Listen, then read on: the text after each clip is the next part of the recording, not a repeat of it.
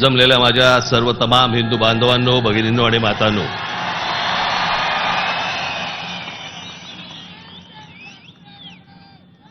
सर्वप्रथम मी आपणाला सर्वांना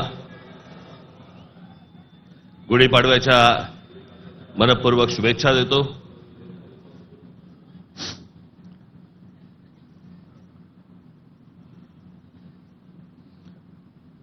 हा म्हणे हरलेला पक्ष.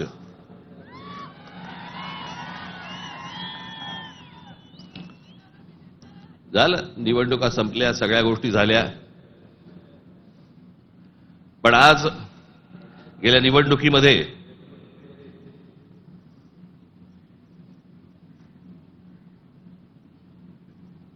ज्यांनी मतदान करून ज्यांची मतं दिसली त्या सर्व मतदारांचे मी मनपूर्वक आभार मानतो. आणि ज्या मतदारांनी महाराष्ट्र नवनिर्माण सेनेला मतदान करून देखील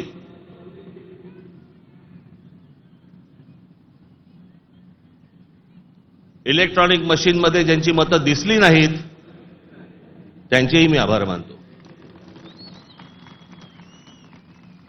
निवडणुका कशा झाल्या, काय काय गोष्टी घडल्या, मला असं वाटतं याच्यावरती माझं बोलून झालेलं आहे. आता जे झालं ते झालं, आता बघायचं ते याच्या पुढचं. सगळे वेळ काढून आलेत ना, बरंच बोलायचंय मला.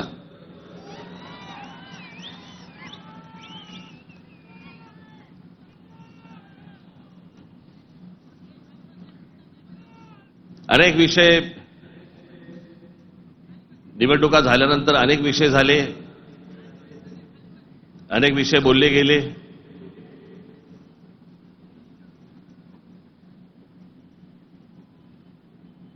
सदिच्छांचे, शुभेच्छांचे अनेक मला फोन पण आले आणि नेमके आजच आले.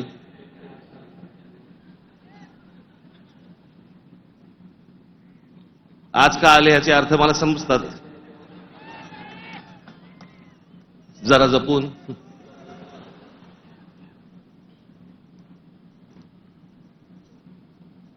पण गेले काही दिवस ज्या काही घटना घडल्या, मला असं वाटतं काही गोष्टींचं तुम्हाला सांगणं खूप आवश्यक आहे, गरजेचं आहे.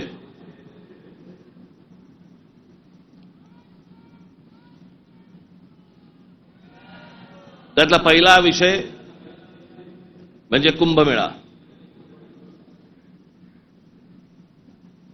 मी त्याशी म्हटल्याप्रमाणे ते आमच्या बाळा नांदगावकरांनी पाणी आणलं आणि मग मी त्याला सांगितलं पिणार नाही मी.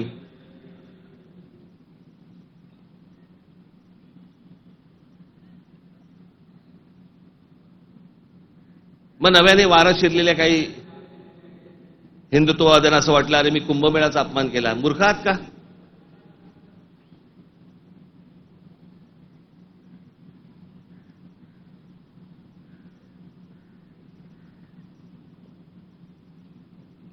ते आमचे नयन कदम जाऊन आले तिकडे. कुठे नयन? कसं वाटलं? म्हणे आतमध्ये गेल्यावरती हा असं झालं म्हणे. म्हटलं नाही, खालून तर येत गेलं असेल एखादं.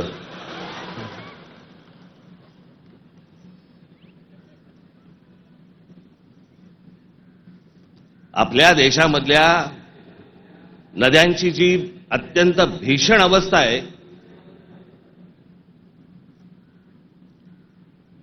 ज्याला आपण माता म्हणतो, नदीला देवी म्हणतो,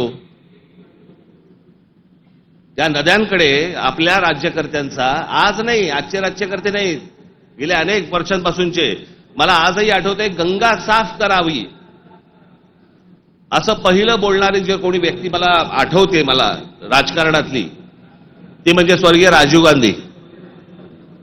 राजीव गांधी ज्यावेळेला पंतप्रधान झाले त्यावेळेला त्यांनी गंगा साफ करण्याचं काम सुरू केलं. तेव्हापासून अजून गंगा साफ करतायत. त्याच्यानंतर आता 2014ला नरेंद्र मोदीजी पंतप्रधान झाले, त्यांनी तेच सांगितलं गंगा साफ करणार. आपल्याकडच्या देशांमधल्या नद्यांची अशी अवस्था आहे की त्याच्यामध्ये पाणी पिणं तर लांबची गोष्ट, तुम्ही आंघोळ केली म्हणजे मी माझ्याकडे आत्ता काही उत्तरेतले लोक येऊन गेले मध्ये आणि त्यांनी मला सांगितलं की कित्येक लाखो लोक तिथे आंघोळ केल्यानंतर आजारी पडलेले आहेत. पडणारच आजारी.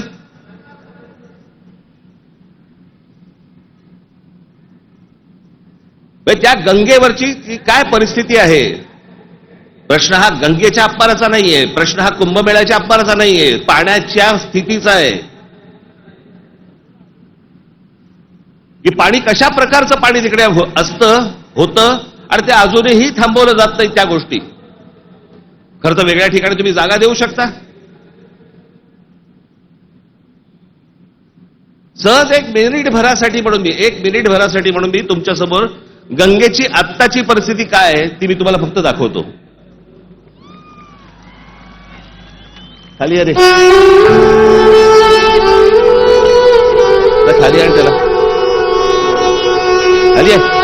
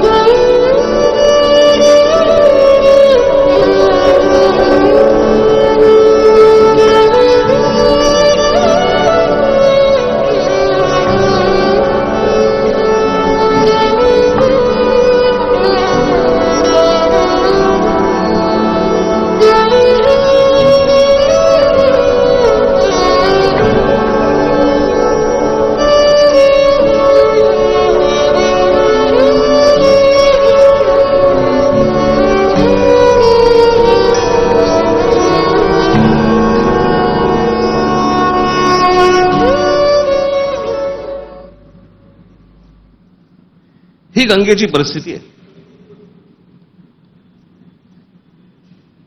आतापर्यंत 33,000 कोटी रुपये खर्च झाले त्याच्यावरती. तुम्ही आता तो महंत बघितला ज्याला बोटीतनं तसाच्या तसाच टाकून दिला.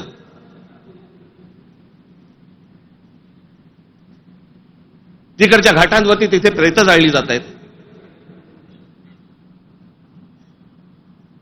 नुसतं आपला अग्नी दिल्यासारखं करतात आणि तसंच प्रेत ढकलून देतात पाण्यामध्ये.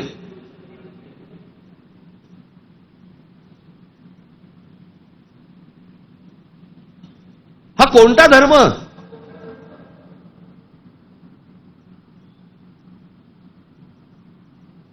म्हणजे आमच्या नैसर्गिक आपल्या देशाच्या गोष्टींवरती जर समजा अशा प्रकारचा धर्म आडवा येत असेल काय करायचं त्याचं.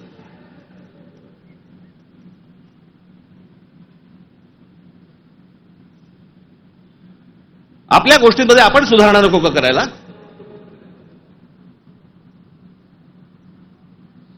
काळ बदलला, लोकसंख्या वाढली.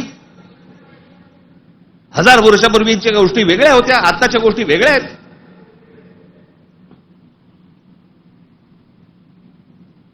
हेच सगळे विधी आटपण्यासाठी म्हणून त्याच इथे वेगळ्या एका घाटावरती एखादी जागा करता येत नाही का. मग काय सांगतात लोक ऐकत नाहीत. ऐकत कसे नाहीत.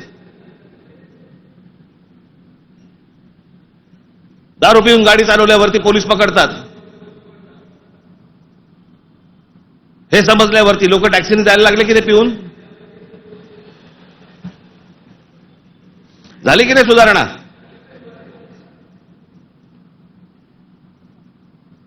आपल्या नद्या स्वच्छ राहिल्या पाहिजेत.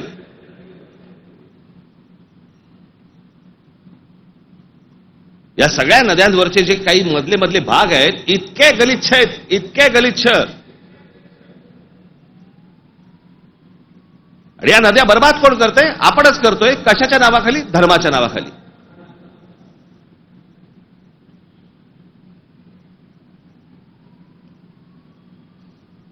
प्रत्येकाला आपापला धर्म प्यारा असतो. प्रत्येकाने आपापल्या धर्मामध्ये सुधारणा केल्या पाहिजेत. मी ज्या वेळेला हे गंगेवरचं ज्यावेळेला मी पाहत होतो सगळ्या गोष्टी मला कळेना हे कसं काय चाललंय.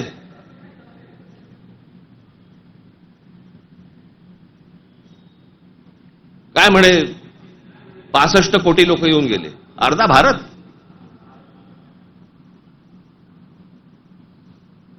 चला त्यातले आपण 5 लाख आपण पकडूया, व्हीव्हीआयपी आणि व्हीव्हीआयपी.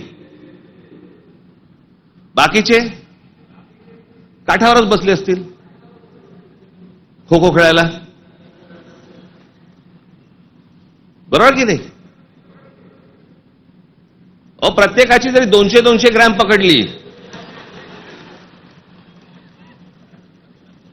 चीनची भिंत बांधता आली असती आपल्याला.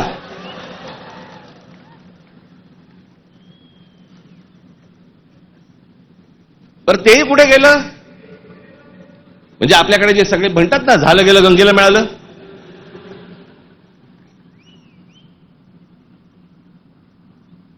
महाराष्ट्रामधली देखील आज नद्यांची परिस्थिती हेच. आमच्या कोकणामधली सावित्री नदी घ्या, सगळं केमिकलने भरली आहे.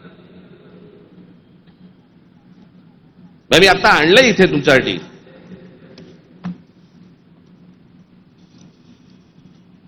देशभरात एकूण 311 नदीपट्टे म्हणजे पॅचेस असे आहेत जे प्रदूषणामुळे धोक्याच्या पातळीवर असून त्यात महाराष्ट्रातील तब्बल 55 नदीपट्टे प्रदूषित आहेत. याच्यामधल्या सर्वात प्रदूषित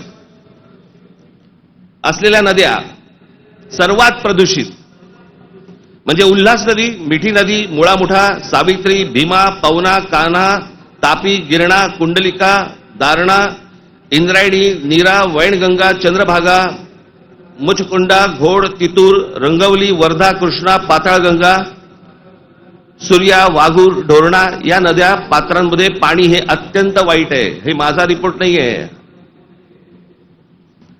तर भातसा, पेडी, मोर, बुराई, वेल, पांझरा, सीना, काळू, वेण्णा, कोयना, पांझरा, पैनगंगा, पूर्णा, उरमोडी, कांग या नद्यांच्या पात्रामध्ये पाणी वाईट आहे त्या नद्यांच्या तुलनेत. मुंबईमध्ये 5 नद्या होत्या, 5 नद्या, कदाचित अनेकांना माहिती पण नसतील. त्यातल्या 4 मेल्या. मेल्या म्हणजे मारल्या. सांडपाणी, झोपडपट्ट्या आणि या सगळ्या गोष्टींबद्दल त्या 4 नद्या मेल्या आणि 5वी ही आता मरायला आली आहे. ती म्हणजे मिठी नदी.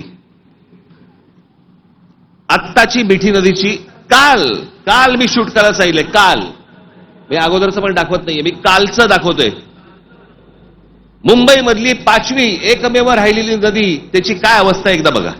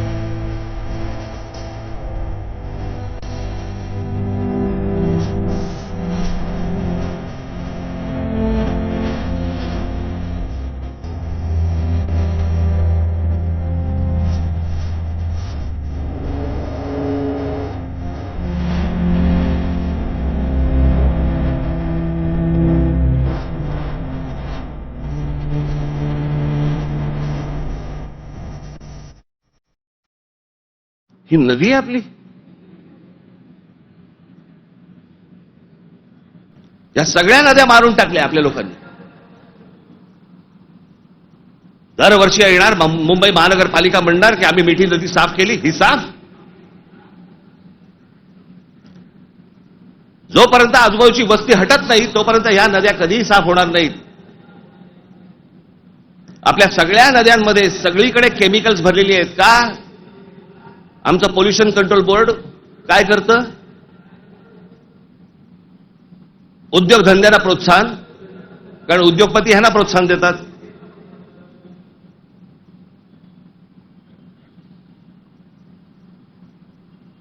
जे म्हणून आपल्याकडचे नैसर्गिक स्रोत आहेत आपण ते बंद करायचे. आणि त्याच्यानंतर त्याच्यावरती बोलल्यानंतर तुमचा धर्म आडवा येणार.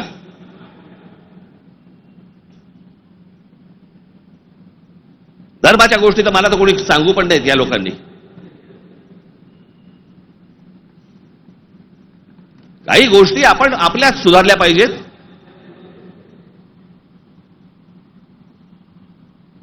मी मागे हा एकदा विषय बोललो होतो. तो विषय बोलल्यानंतर मी एकदा नांदेडला होतो. नांदेडच्या गुरुद्वारामधले जे तिकडचे जे काय म्हणतात त्यांना, आता मला त्यांना काय म्हणतात मला माहिती नाही. आपल्या भाषेत सांगायचं म्हणजे काय, तिकडचे गुरुजी असतील. आणि त्यांनी मला सांगितलं की आपने जो कहा वो बहुत ठीक कहा. काय म्हणालो तुम्ही?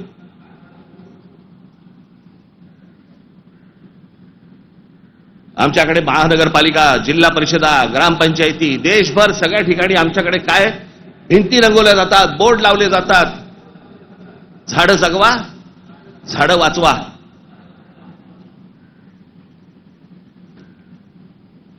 आणि आमच्याकडे देशामध्ये आपल्या हिंदूंचे अंतिम संस्कार, अंत्यविधी हे लाकडावरती होतात.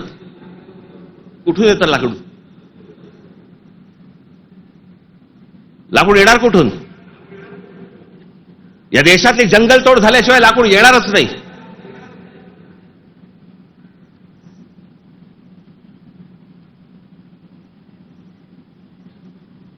आणि ह्याला पर्याय म्हणून काय त्या इलेक्ट्रिक विद्युत दाहिनी आल्यात ना. काही जण असतात कर्मठ, नाही नाही विद्युत दाहिनी नाही, आमच्या परंपरेनुसार. का विद्युत दाहिनी केल्यावरती काय कल्याणला उतरवतात?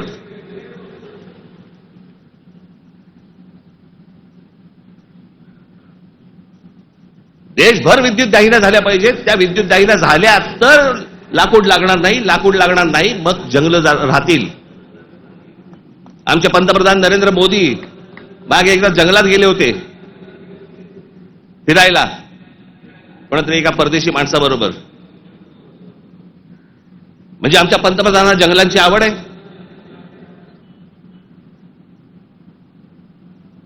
मध्ये त्या अंबानीच्या कुठेतरी त्या जामनगरला गेले, वनतारा का तंतारा काहीतरी. म्हणजे त्याला प्राण्यांची आवड आहे.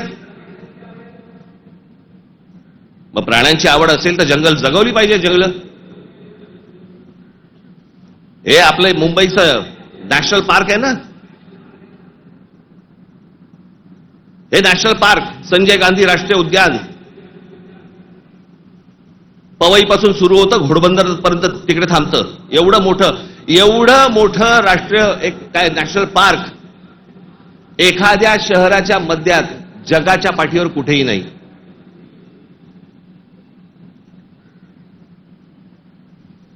आपण आमचे मूळ विषयच आपण विसरलेलो आहोत.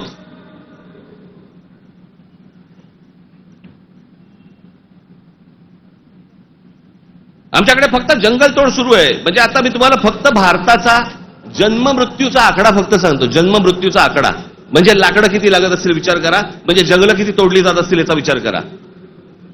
भारताचा मध्ये जन्म आणि मृत्यूचा दर दररोज 81,746 मुलं जन्म घेतात आणि दररोज 29,679 मृत्यू होतात रोज.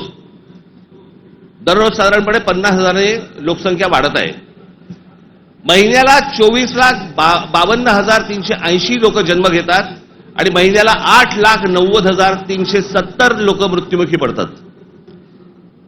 वर्षाला 2,94,28,560 जण जन्म घेतात आणि वर्षाला 1,06,84,440 जण मृत्युमुखी पडतात.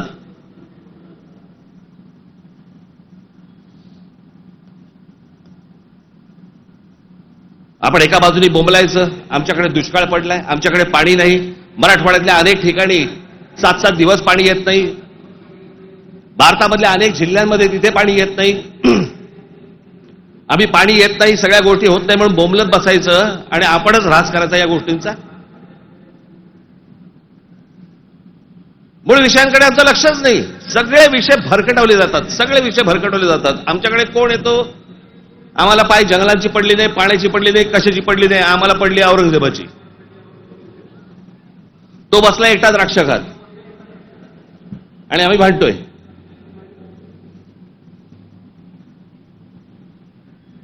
औरंगजेबाची कबर राहिली पाहिजे का उडवली पाहिजे? आत्ता कुठून आठवलं? चित्रपटाने जागे होणारे हिंदू काही कामाचे नाहीत.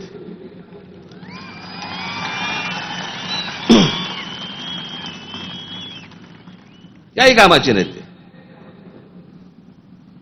चित्रपट थिएटरमधनं उतरला की हे उतरले.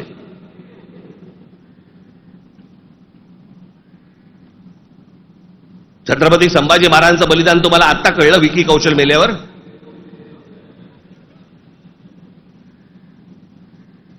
अक्षय खन्ना औरंगजेब बनून आल्यावर तुम्हाला औरंगजेब कळायला लागला?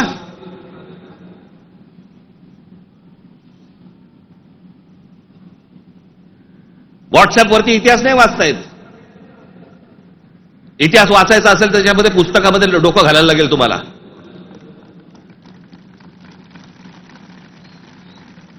कोणीही बडबडायला लागले हल्ली इतिहासावरती. विधानसभेत पण बोलतात. खरं तर त्यांचं काही काम नाही. औरंगजेबावरती बोलतायत. माहिती तरी का औरंगजेब काय प्रकरण होतं? हे बाहेरून आलेले सगळे लोक. औरंगजेबाचा जन्म गुजरात मधला, दाहोद नावाच्या गावामधला औरंगजेबाचा जन्म. आणि मग काय सोपं आहे इतिहासामधनं तुम्हाला जातीपातीमध्ये भिडवून द्यायला. यांना ब्राह्मणांनी साथ दिली, यांना मराठ्यांनी साथ दिली, मग तिकडे मराठी नव्हतेच, मग हे सगळं चोरून ब्राह्मणांनी केलं. हे सगळं बोलणाऱ्यांचा इतिहासाशी काही संबंध नाहीये. त्यांना फक्त राजकीय त्यांचं जे काही पोळी भाजून घ्यायची आहे तेवढंच फक्त काम आहे त्यांचं. त्यांना ना संभाजी महाराजांशी काही कर्तव्य आहे, ना औरंगजेबाशी काही कर्तव्य, ना कोणाशी काही कर्तव्य आहे. तुमची माती फक्त भडकवायची.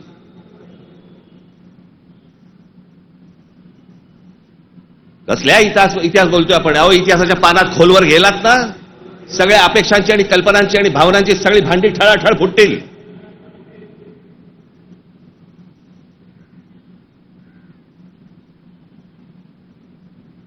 या हिंद प्रांतामध्ये एक अत्यंत कडवट, एक प्रभावी असं एक स्वप्न ज्या व्यक्तीला पडलं त्या आमच्या जिजाऊ साहेब.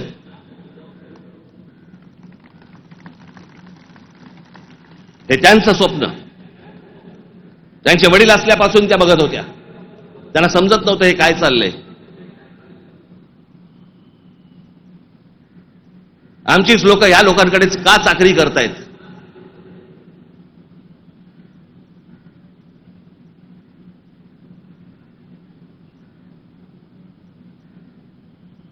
आणि छत्रपती शिवाजी महाराज म्हणजे या हिंद प्रांतावरती केलेला एक संस्कार आहे. तो एक चमत्कार आहे. ती एक विलक्षण घटना आहे.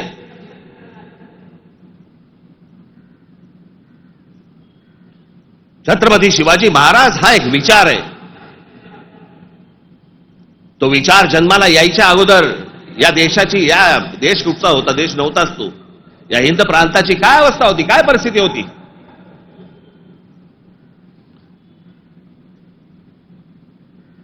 सर्व जातीचे लोक कोणाला कोणाच्याकडे होतेच ना कामाला. दूर कशाला जा?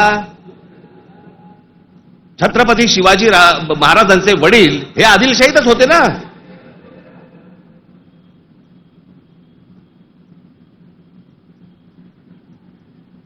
त्याच्यानंतर ते निजामशाहीत गेले ना.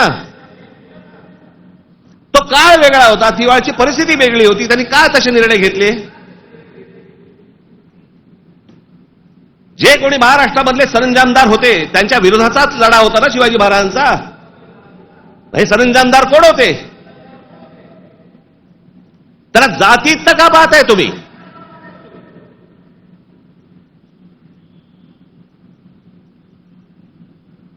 अफजल खानाचा वकील हा कोणी कुलकर्णी नावाचा होता, ब्राह्मण होता. अफजल खानाची बोलणी करायला गेलेला छत्रपती शिवाजी महाराजांचा वकील देखील ब्राह्मणच होता.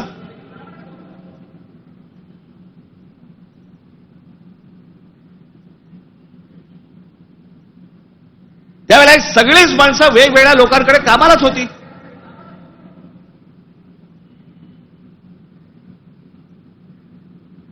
इतिहासातली प्रत्येक गोष्ट काही कागदावरती लिहिलेली नाहीये. त्या वेळेला त्या परिस्थितीत काय निर्णय घेतले असतील आपल्याला काय माहिती. 300-400 वर्षापूर्वीचा इतिहास, त्याच्यावरती आम्ही आज भांडतोय जातीत.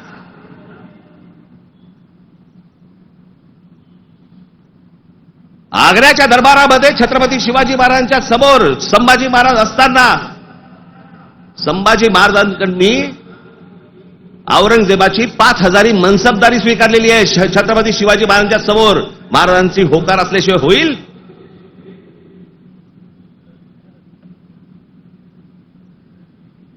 पण आता दरबारात अडकलोय, स्वीकारण्याशिवाय पर्याय नाही. आता स्वीकारू, नंतरचं नंतर बघू. राजकारण असतं ते. परिस्थिती काय, त्या परिस्थितीमध्ये कोणते निर्णय घ्यावे लागतात, काय परिस्थिती असते, आपण पाहणार आहोत का नाही. कशा अंगाने इतिहास पाहायचा असतो हे आपण कधी बघणार आहोत की नाही.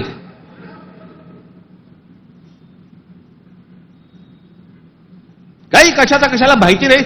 छत्रपती शिवाजी महाराजांसाठी औरंगजेबाचा जो माणूस आला होता, मिर्झा राजे जयसिंग राजपूत, हिंदू होता ना.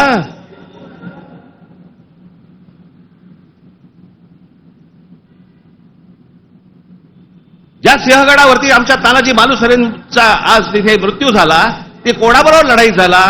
उदयभान राठोड बरोबर ना. राजपूत होता ना, हिंदू होता ना. काय घेऊन बसलोय आपण.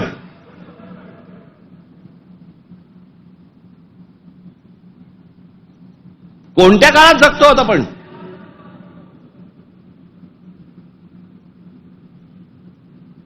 छत्रपती शिवाजी महाराजांच्या जन्माच्या अगोदरचा काळ वेगळा होता, नंतरचा काळ वेगळा आहे.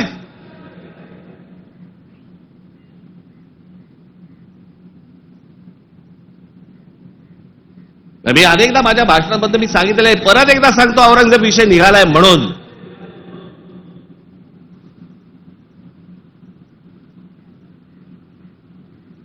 औरंगजेब बादशाह याचं राज्य कुठपासून कुठपर्यंत होतं? अफगाणिस्तान पासून दक्षिणेपर्यंत आणि इथे बंगालपर्यंत.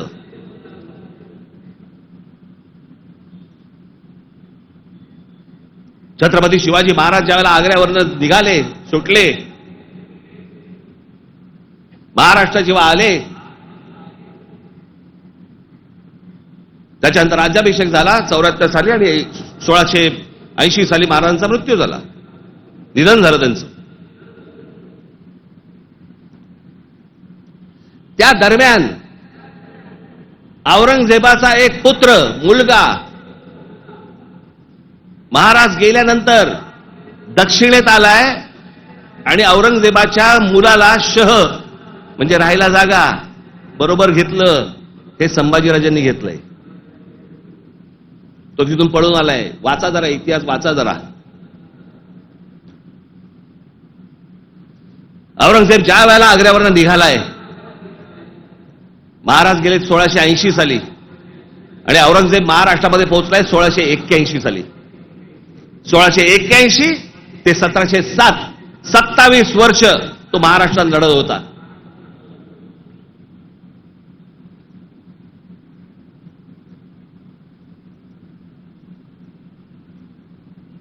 आमच्या संभाजी राजांबरोबर लढला. त्याला क्रूर पद्धतीने मारलं.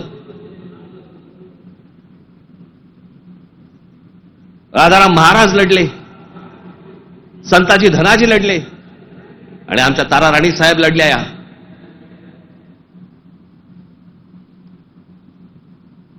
एक महाराष्ट्राचे खूप मोठे लेखक होऊन गेले, नरहर कुरुंदकर. त्या कुरुंदकरांच्या एका पुस्तकामध्ये फार अप्रतिम वाक्य आहे की मराठे सर्व लढाया हरत होते, पण औरंगजेब एकही लढाई जिंकू शकत नव्हता.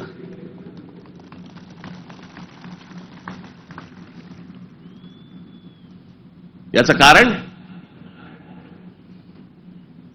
छत्रपती शिवाजी महाराजांचं निधन झाल्यावरती खरं तर औरंगजेबाने परत जायला पाहिजे होता आग्र्याला. नाही, तो इथे का थांबला? एवढा मोठ्या बलाढ्य प्रदेशाचा राजा, शहनशाह, एका 2.5 3, 4 जिल्ह्याच्या एका राजासाठी इथे ठाण मांडून का बसला?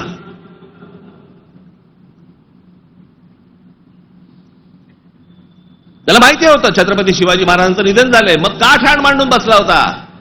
शिवाजी महाराज तर गेले होते, त्याला शिवाजी नावाचा विचार मारायचा होता, जो त्याला जमला नाही. सगळे प्रयत्न केले, सर्व प्रयत्न केले आणि इथे शेवटी मेला. जगाच्या इतिहासामध्ये औरंगजेब वाचला जातो, अभ्यास केला जातो त्याचा, पण ज्या वेळेला त्याचा अभ्यास केला जातो त्यावेळेला जगभरातल्या लोकांना कळतं की तो काय करायला गेला होता आणि कसा मेला. तिथे छत्रपती शिवाजी महाराजांचं नाव येतं जगभरामध्ये. जी कबर आहे ना, जी सजवलेली काढून टाका, कबर नुसती दिसली पाहिजे आणि तिथे एक मोठा बोर्ड लावा, आम्हा मराठ्यांना संपवायला आलेला औरंगजेब इथे आम्ही गाडला गेला.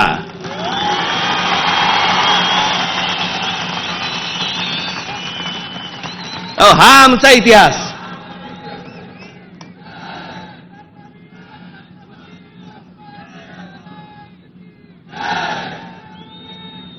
अफजल खान ज्या वेळेला इथे आला, इतिहास कशासाठी वाचायचा? इतिहासातनं बोध घेण्यासाठी वाचायचा.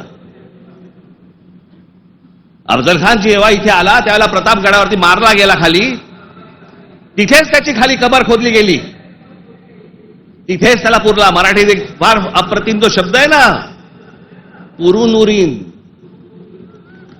तो आहे, तुला पुरीन आणि उरीन. तो पुरला त्याला तिकडे अफजल खानाला, तो शिवाजी महाराजांच्या होकाराशिवाय पुरला नसेल. त्याची कबर जी केली आहे ती महाराजांना विचारल्याशिवाय केली नसेल. महाराजांनी सांगितलं असेल, निश्चित करा, जगाला कळू दे कोणाला मारलाय.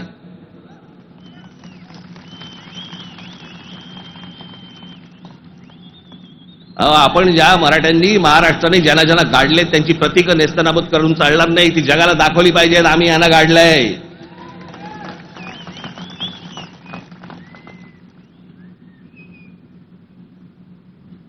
इस्रायलची एक खूप मोठी संघटना आहे मोसाद नावाची, त्यांचं एक पुस्तक आहे. त्या पुस्तकामधली एक ओळ फार अप्रतिम ओळ आहे आणि त्याच्यात त्यांनी दिलंय की आम्ही अनेक स्मारकं बांधली इथे इस्रायलमध्ये, पण अनेक लोकांची आम्ही स्मारकं बांधली नाहीत. का? कारण ती जर बांधली तर जगामध्ये ते कृत्य आम्ही केलंय असं जगाला कळेल, म्हणून आम्ही नाही बांधली.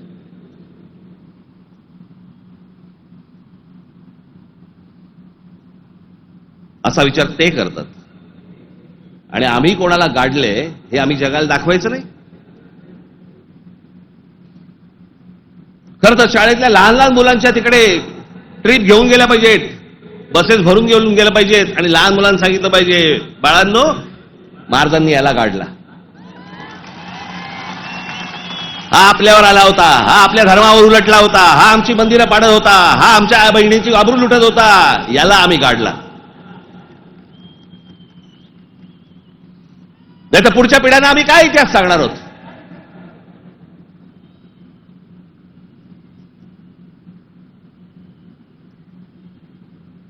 माझं महाराष्ट्रातल्या सर्व तरुणांना आणि तरुणींना माझं सर्वांना सांगणं आहे, खास करून तरुणांना आणि तरुणींना,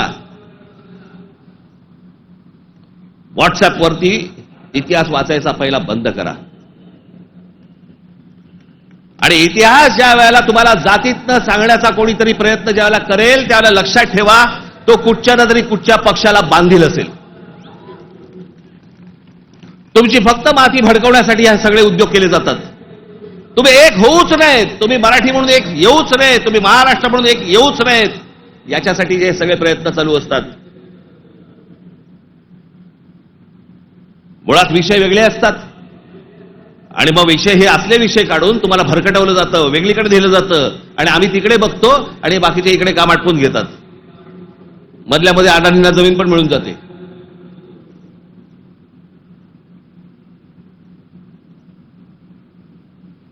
मुंबईचा विमानतळ दिला अदानीला, मग अजून कुठचा नवी मुंबईचा दिला अदानीला, मग आता पालघरचा दिला अदानीला, मग तिकडचं बंद दिला अदानीला. अदानी हुशार निघाला, आम्ही अडाणी निघालो.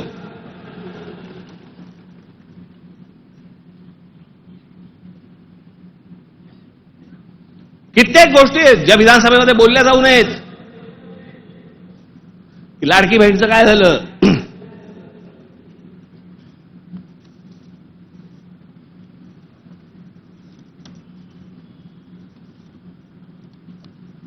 लाडकी बहीणचं काय झालं? काही नाही. बंद होणार ती योजना. मी निवडणुकीच्या वेळेला सांगत होतो, पण माझं खरं सांगून तुम्हाला पटलं नाही, त्यांचं खोटं सांगून पटलं. काय कमाल आहे.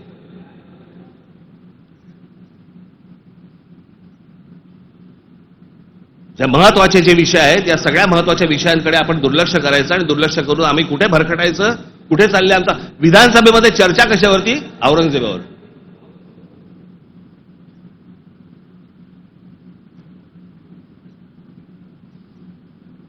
मी तुम्हाला मुद्दामून सांगतोय की तो तुर्कस्तान म्हणजे आत्ताचा टर्की हा देश तलवारीच्या धारेवरती, धर्माच्या धारेवरती उभा राहिला. सगळ्या ठिकाणी आक्रमण केली. हा औरंगजेब म्हणजे हे सगळे आहेत ना, बाबर बिबर पासून सगळे, हे सगळे तुर्की मंगोलियन लोक आहेत. आपण ज्यांना मोघल म्हणतो ना, मोघल म्हणजे मंगोल्स, चंगीज खानवाले. हा तुर्की मंगोल आहे. सगळं धर्म, सगळं मुस्लिम धर्म तलवारीच्या धारेवरती सगळ्या देशभर जगभर पसरवण्याचा प्रयत्न केला. नंतर धर्माच्या आधारावरती तुम्हाला देश नाही उभा करतायत. हे अनेक देशांना समजलं.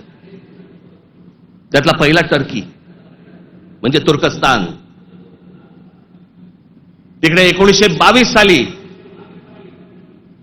त्यांच्या पंतप्रधान काय प्रेसिडेंट जो काय असतो तो, त्याच्यावरती केमाल पाशा नावाचा माणूस आला आणि केमाल पाशाने सगळं अख्खं तुर्कस्तानचं चित्र अख्खं पालटून टाकलं.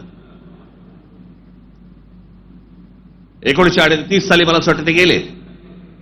त्याच्यानंतर जी लोक आली तिथे इस्लाम आता म्हणण्यापुरता आहे तिथे, पण तो आता भाग दक्षिण युरोप म्हणतात त्याला, दक्षिण युरोप. तिकडची परिस्थिती, तिकडची अवस्था जर समजा तुम्ही बघितलीत, म्हणजे त्या सगळ्या ठिकाणी मशिदी आहेत, सगळ्या गोष्टी आहेत, पण तुम्हाला रस्त्यावरती धर्म दिसत नाही. कारण त्याच्या लक्षात आलं की धर्मामुळे देशाची प्रगती होणार नाही. त्याने काय काय प्रकार केले? केमाल पाशाने राज्यघटनेत तुर्कीला धर्मनिरपेक्ष राष्ट्र म्हणून घोषित केलं. इस्लामला राज्य धर्माचा दर्जा काढून टाकला. शरिया कायदे रद्द करून स्विस सिव्हिल कोडवर आधारित नवीन कायदा लागू केला. त्याच्यानंतर अरबी लिपीऐवजी लॅटिन लिपी स्वीकारली. फ्रेंच फेज टोपी त्यांची जी होती त्याच्यावर बंदी आणि पाश्चिमात्य पोशाखांना प्रोत्साहन दिलं. मशिदींमधील अरबी प्रार्थनांना तुर्की भाषेत बदललं. आता सध्याचे टर्कीचे सध्याचे अध्यक्ष एर्दोगन यांनी मवाळ इस्लाम स्वीकारला वगैरे सोडा, टर्कीला दरवर्षी टुरिझम म्हणून किती लोक भेट देतात? 5 कोटी लोक भेट देतात. वर्षाला साधारणपणे $400 बिलियन त्यांचं उत्पन्न होतं, निर्माण होतं. हे देश सगळे त्याच्यातनं बाहेर पडतायत आणि आम्ही धर्मांधतेकडे जातोय. धर्म प्रत्येकाने जोपासला पाहिजे उंबरठ्याच्या आत.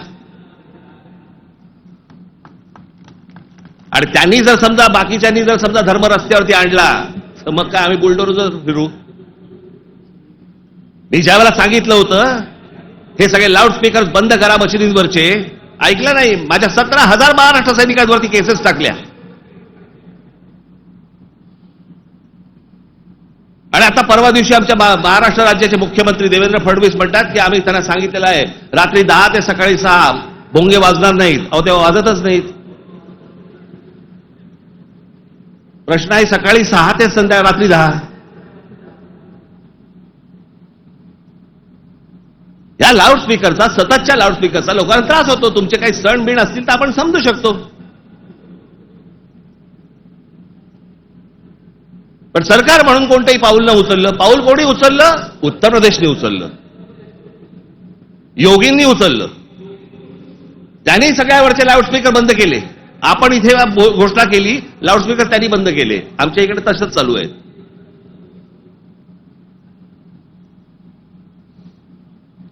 हे इकडे माहीमला इकडे समुद्रावरती जे काय काय त्यांनी काय काय करतात ते मजार बोलल्यावरती रात्रीच्या रात्री काढून टाकली गेली. आतमध्ये काय? आतमध्ये पोकळ काहीच नव्हतं. ही सगळे अनधिकृत बांधकामं, या अनधिकृत वस्त्या ज्या काय आता झालेल्या आहेत आपल्याकडे, हे सगळे इथे कॉम्बिंग ऑपरेशन्स केली पाहिजेत. अहो आपण मूळ विषय सगळे जे आहेत ना, जे रोजगाराचे आहेत, जे शेतीचे आहेत, जे कामगारांचे आहेत, जे विद्यार्थ्यांचे आहेत, जे शिक्षणाचे आहेत, सगळे बाजूला काढतोय आपण आणि भलत्या गोष्टींमध्ये आपण रमतोय. भलत्याच गोष्टींमध्ये.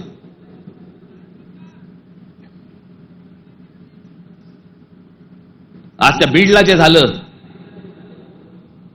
ते संतोष देशमुख काय बिचारे, त्यांना काय किती घाणेरड्या पद्धतीने मारावं, किती घाणेरड्या पद्धतीने मारावं. बरं तुमच्या अंगामध्ये नसा नसामध्ये जर एवढी क्रूरता भरलेली असेल ना, मी दाखवीन जागा, तिथे जा.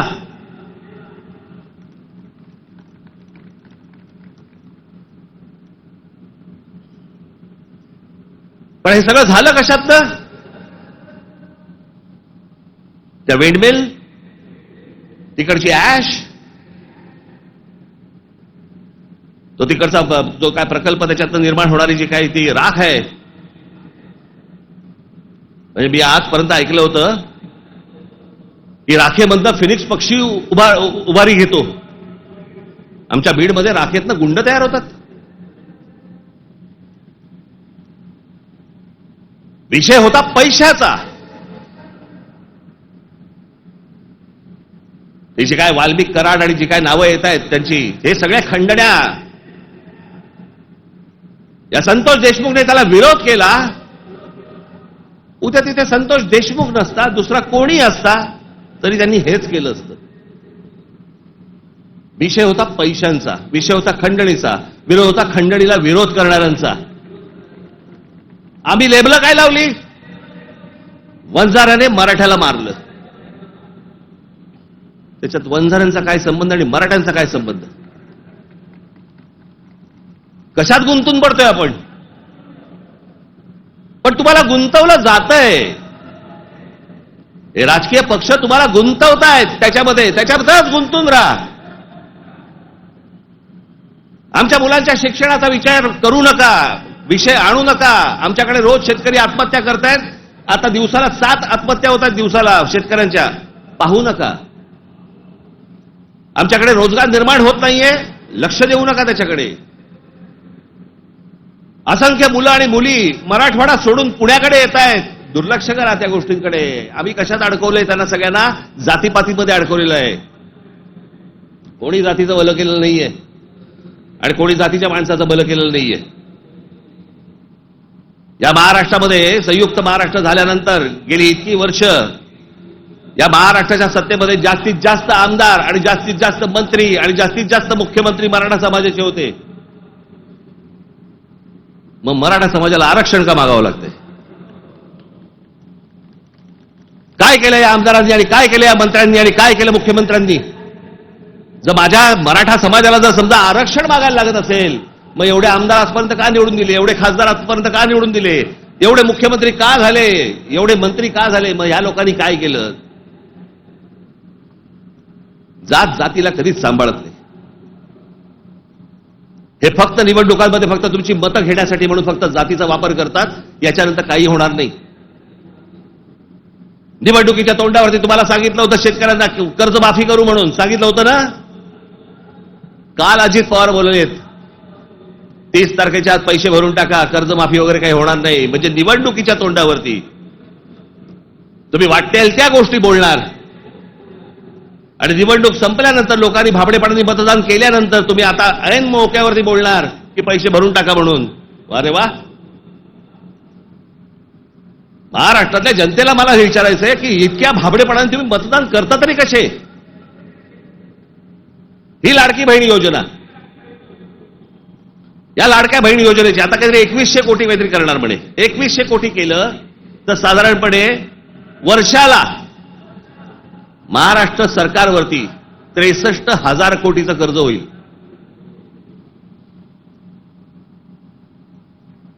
म्हणजे साधारणपणे 5 वर्षाचे काढा तुम्ही किती होतात. 3-3.5-4 लाख कोटी होतात. हे फक्त वाटण्यात. ते वाटू शकत नाहीत. सरकारकडे पैसे नाहीत. ही योजना बंद होणार. अहो, कर्ज काढून दिवाळी साजरी करायला सांगितले कोणी? जे मूळ प्रश्न आहेत, जे रोजगाराचे प्रश्न आहेत, माझ्या महाराष्ट्रामधल्या माझ्या मराठी मुला मुलींना नोकऱ्यांचे प्रश्न आहेत, ते सोडवा. आस्थापना येत आहेत आणि तुम्ही बाहेरच्या लोकांना भरताय कंत्राटी कामगार म्हणून. माझ्या महाराष्ट्रामधल्या मुलांना कळत नाहीये, मुलींना कळत नाहीये, कारण आम्ही गुंतवलेत कशात? आम्ही जातीत गुंतवलेत. मारामाऱ्या करा, डोकी फोडा, व्हॉट्सअपवरती जातीत शिव्या घाला, हे उद्योग आमचे सगळे सुरू आहेत. मूळ प्रश्नाकडे आहे कोणाचं लक्ष? खरं तर मूळ प्रश्नांवरती तुम्ही सरकारला धारेवर धरलं पाहिजे, मंत्र्यांना धारेवर धरलं पाहिजेत. निवडणुकीच्या तोंडावरती ज्या ज्या प्रकारची तुम्हाला आश्वासनं दिली त्या गोष्टी तुम्ही विचारल्या पाहिजेत. पण मुळात आपलंच लक्ष जर समजा नसेल तर बाकीच्यांचं फावणारच आहे.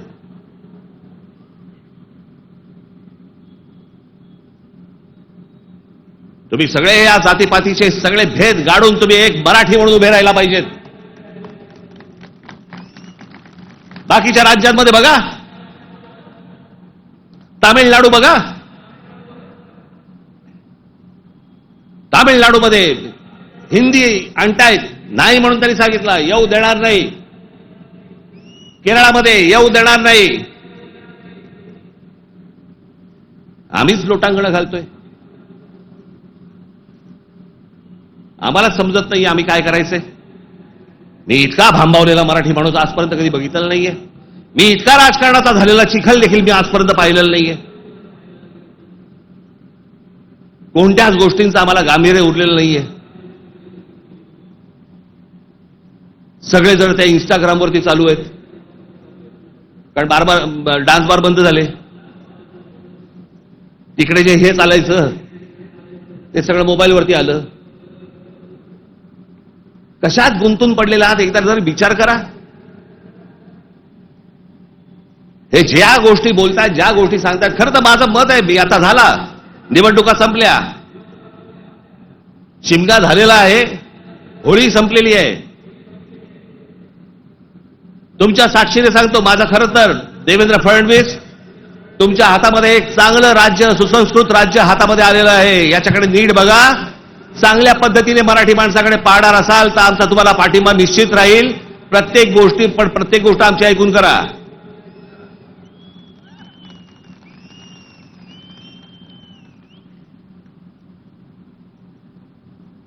महाराष्ट्र आसुसलेला आहे. आता उन्हाळा आहे, आता पाण्याचे प्रश्न सुरू होतील. शेतकऱ्यांच्या आत्महत्यांचे आहेतच आहेत, कर्जांचे आहेत. कोणी कंपन्या येतात, त्या कुठची कंपनी आली ती लुटून गेले ते टोरस का काहीतरी, इतके भाबड्यात. आता पैसे दिले की महिन्याभरात दुप्पट होतील. कोण देतं असं करून? का गुंतवता अशा ठिकाणी पैसे तुम्ही? पण या सगळ्या ह्याच्यामध्ये मी तुम्हाला दोष देणार नाही. ही जी असुरक्षितता जी आलेली आहे ना, आर्थिक असुरक्षितता आलेली आहे, वैचारिक असुरक्षितता आलेली आहे, मंदिरांच्या बाहेर रांगा लागल्या आहेत. जे बुवा बिवा जे काय आता सध्या नवीन आले सगळेजण, त्यांच्याकडे रांगा लागल्या आहेत. लोक भक्तीने जात आहेत, भावनेने जात आहेत, अडकून पडतायत. ठीक आहे, पण चांगल्या गोष्टीत तरी पडतायत.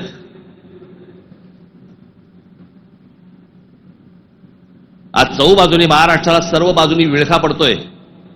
मराठी माणसाला विळखा पडतोय. हा विळखा तुम्ही ओळखला पाहिजेत. मराठी भाषेला विळखा पडतोय. आमच्या महाराष्ट्रामध्ये, मुंबईमध्ये आम्हाला सांगता, इकडच्या आस्थापनांमध्ये आम्ही मराठी बोलना नाही आता तो क्या हुआ, कानफट इथंच बसणार.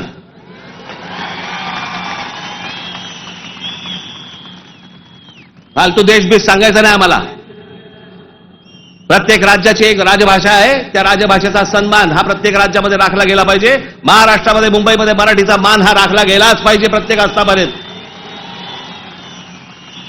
या महाराष्ट्रामधल्या उद्यापासून तयारीला लागा. महाराष्ट्रातल्या प्रत्येक बँकेत मराठी वापरली जाते की नाही पहिले चेक करा. प्रत्येक बँकेत, प्रत्येक आस्थापनेत तुम्ही मराठी म्हणून सगळेजण कडवटपणे उभे राहायला पाहिजेत. या देशामधला हिंदू हा हिंदू तेव्हाच होतो जेव्हा मुसलमान रस्त्यावरती येतात. एरवी फक्त भक्तिभावाने असतात, पण हिंदूंमधला हिंदू जेव्हा जागरूक होतो तो फक्त दंगलीमध्ये हिंदू असतो. दंगल संपली की तो मराठी, पंजाबी, गुजराती, बंगाली सगळा होतो. आणि मग ज्याला तो मराठी होतो त्याला मग तो साळी, माळी, मराठा, ब्राह्मण, कुणबी सगळा होतो. आपापल्या जातीबद्दल प्रेम असणं हे स्वाभाविक आहे,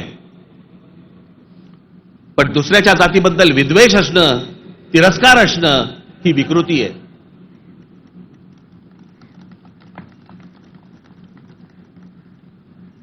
आज सगळे राजकीय पक्ष बाकीचे आज केंद्रातले असतील, पूर्वीपासून चालू आहे, काँग्रेस असल्यापासून सुरू आहे. या सर्व प्रश्नांकडे तुमचं गांभीर्याने लक्ष असलं पाहिजे. मी आज फक्त तुम्हाला एक गोष्ट वाचून दाखवणार आहे. 1966 साली शिवसेनेच्या जन्माच्या वेळेला माझ्या आजोबांनी एक पुस्तक लिहिलं होतं. बघा, 1966 सालची गोष्ट बोलते मी तुम्हाला. 1966 माझ्या आजोबांनी एक पुस्तक लिहिलं होतं. मी ते लवकरच मी ते रिप्रिंट करून तुमच्या पुढे आणणार आहे. मी त्या पुस्तकाचं नाव होतं ऊठ मराठ्या ऊठ. ते पुस्तक आपण सर्वांनी जरूर वाचलं पाहिजे. त्या पुस्तकातला एक फक्त बायना मी तुम्हाला एक फक्त गोष्ट वाचून दाखवतो, आणि ही गोष्ट मला असं वाटतं सर्वांनी गांभीर्याने घेतली पाहिजे. या गोष्टींवरती विचार केला पाहिजे.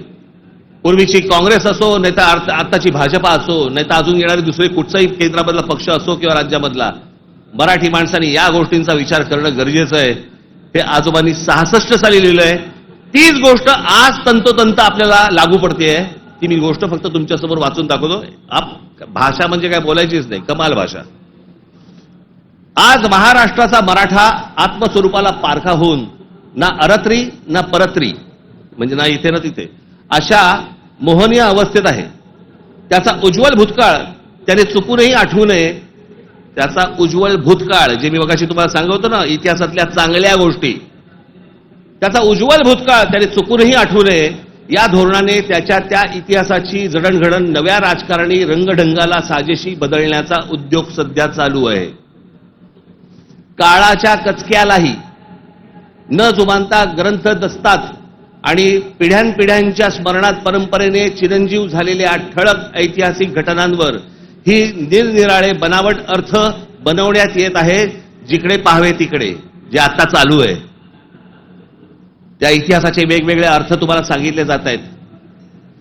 वेगवेगळ्या गोष्टी सांगितल्या जात आहेत जाती जातींमधनं. त्याच्यामध्ये एक त्यांनी एक उतारा दिलाय. गलबला बुद्धी नासते, नाना निश्चय सांगती, ऐकावे कोणाकोणाचे, बोलत आहे बहुचकी, करंटे मिळाले सर्वही, जो तो बुद्धीचं सांगतो.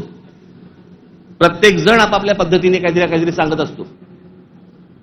त्यांची बुद्धिमत्ता तेवढी नसते, पण प्रत्येकाला वाटतं मला व्यक्त व्हायचंय, आणि प्रत्येक जण बुद्धी पाजळत असतो. त्यांच्याकडनं बुद्धी घेऊ नका, चांगली पुस्तकं वाचा, असा समर्थोक्त देखावा दिसत आहे. बुद्धिभेदाच्या या वावटळीत शिक्षितांपासून अशिक्षित मजुरांपर्यंत सारे गुरफटले गेले आहेत. जागृतीचा, उत्थानाचा बोध करील तो जातीयवादी, संकुचित वृत्तीचा, देशद्रोही म्हणून त्याची सर्वत्र निंदा लालसती आणि जाहीर सभातून निषेध करण्यात येतो. कारण स्पष्ट आहे. महाराष्ट्राचा मराठा जागा होऊन आपल्या आत्मस्वरूपाचा शोध घेण्या इतका कदरबाज स्वाभिमानी बनू लागला तर सत्ता स्पर्धेच्या शर्यतीच्या रिंगणात आपल्या पक्षीय घोड्यावर स्वार झालेल्यांचे रिकीबितले पाय लटपटल्याशिवाय राहणार नाहीत. हे जे आज सत्तेचे सगळ्या घोड्यांवर चालू आहे ना, घोड्यांवरती बसलेले आहेत, तुम्ही एक व्हा. तुम्ही एक मराठी म्हणून ताकद ह्यांना सर्वांना दाखवा. नाही ह्यांचे पाय लटलटले तर मला सांगा. पण तुमच्यामध्ये सगळ्यांमध्ये फक्त मतभेद निर्माण करणं, बुद्धिभेद निर्माण करणं आणि त्या बुद्धिभेदातनं ह्यांना फक्त सत्ता राबवायची आहे सगळ्यांना. आज सत्तेवर बसले तेवढंच काय म्हणत मी, सगळेच. म्हणून मला तुम्हाला एवढंच सांगायचं आहे आजच्या या गुढीपाडव्याच्या दिवशी. हा गुढीपाडवा, या गुढीपाडव्याच्या दिवशी तुम्ही हा मराठी नववर्षाचा सण, या मराठी नववर्षाच्या क्षणी तुम्ही सगळ्यांनी, महाराष्ट्रातल्या तमाम माझ्या माता भगिनींनी, माझ्या बंधूंनी, भावांनी, माझ्या बहिणींनी, सगळ्यांनी एकजुटीने मराठीचा नारा द्यावा. आणि ज्या वेळेला ते इतर ज्या वेळेला अंगावर येतील त्यावेळेला आपण हिंदू म्हणून अंगावरती जाऊ. एवढी ताकद आपण आज या ठिकाणी ठेवू. आपण आज या गोष्टींची शपथ घेऊ. आणि पुढच्या सगळ्या येत्या निवडणुका आता लागतील, मला असं वाटतं की ऑक्टोबर नोव्हेंबरला लागतील बहुधा. यांची गॅरंटी नाही, कारण यांचं चाललंय ते बरं चाललंय. एक माणूस धरून बसलेत आयुक्त प्रत्येक ठिकाणचा. त्याच्यामुळे सोपं असतं राजकारण. ज्या वेळेला निवडणुका लागतील तोपर्यंत सगळी बांधणी तुमची पूर्ण झालेली पाहिजे आणि सगळेजण तुम्ही जोरात कामाला लागले पाहिजेत. एवढी फक्त एक इच्छा, आशा, अपेक्षा व्यक्त करतो आणि पुन्हा एकदा गुढीपाडव्याच्या आपल्याला सर्वांना शुभेच्छा देऊन आपली सर्वांची मी तूर्त रजा घेतो. धन्यवाद. जय हिंद, जय महाराष्ट्र.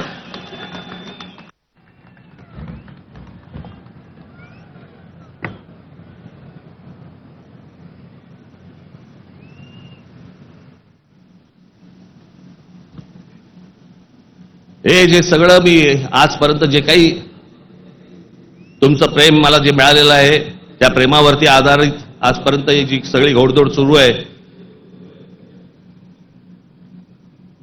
ती जी ऊर्जा मला जी मिळते ना, ती तुमच्याकडनं सगळ्यांकडनं हे तुम्ही येता तेव्हा मिळतेच मिळते. पण आपला एक महाराष्ट्र सैनिक नगर जिल्ह्यातला कोल्हापूरला अंबा मातेचं दर्शन घेऊन तिथून तो आजच्या सभेसाठी पायी पायी कोल्हापूरवरनं इथे आलेला आहे. मी ते प्रमोद आरणे, कुठे गेला ते, इकडे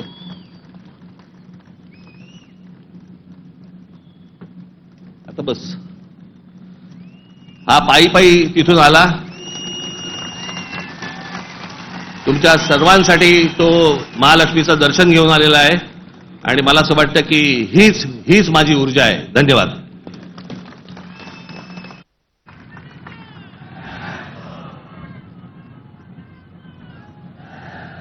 कृपया महाराष्ट्र गीत आणि राष्ट्रगीतासाठी सगळ्यांनी स्थानापन्न व्हावं.